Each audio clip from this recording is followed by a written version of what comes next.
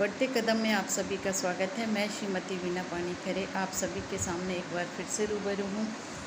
जैसा कि पर्यावरण दिवस 5 जून को मनाया जाता है और हम सभी पर्यावरण दिवस के अवसर पर हर किसी के मन में ये सोच होती है कि एक पौधा लगाएं। हम लोग एक प्रकृति के संरक्षण के लिए एक जो हर किसी के मन में ये बात है कि बस हम पौधा लगाएं। पौधा तो हमको लगाना ही है और पौधे में भी चुनाव होना चाहिए कि हमको कौन सा वाला पौधा लगाना है। एक फलदार वृक्ष यदि हम लगा लेते हैं तो वो कितने साल में फल देगा और आगे वो संतति के लिए कितना आगे हेल्पफुल रहेगा और पीढ़ी दर पीढ़ी कितने साल तक के लिए वो उपयुक्त रहेगा। इसके अलावा हम लोग पीपल का वृक्ष है और नीम का वृक्ष है और इसके अलावा बहुत सारे कुछ ऐसे प्लांट्स होते हैं जो 2-3 साल में ही काफ़ी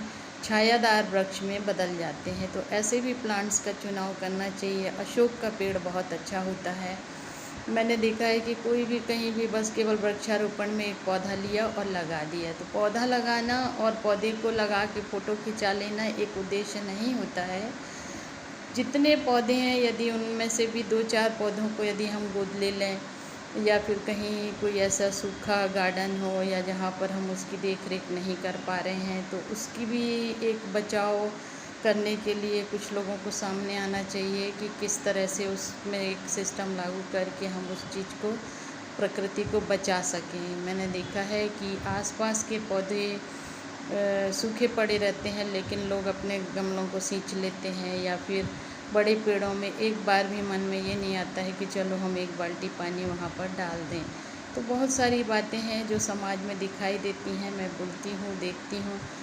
लोगों को आजकल दर्द भी नहीं रह गया, बोलने का विषय नहीं है, लेकिन मैं अपने जहाँ रहती हूँ, जहाँ पर मेरे आसपास से कोई भी कभी भी पौधे को तो ठीक है, बड़े बड़े पेड़ों को काट देता है और काट के फिर नए पेड़ लगाने की कोशिश तो की नहीं जाती है। उन पेड़ों को और काट के अलग करके रख दिया जाता है।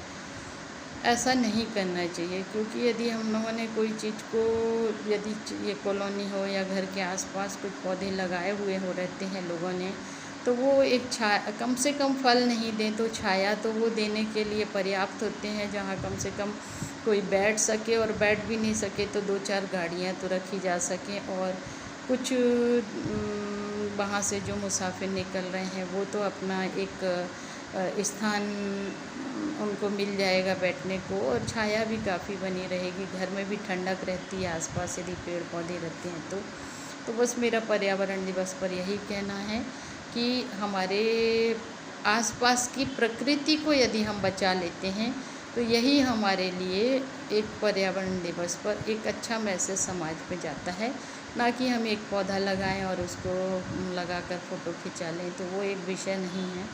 हम लोग पर्यावरण संरक्षण के लिए किस तरह से पर्यावरण की सुरक्षा की जाए उस पर एक टीम बनाने की कोशिश कर रहे हैं और इसी तरह हर दिवस बना हुआ है गौरैया बचाओ, पेड़ बचाओ और पूरे पर्यावरण पर काम चल रहा है।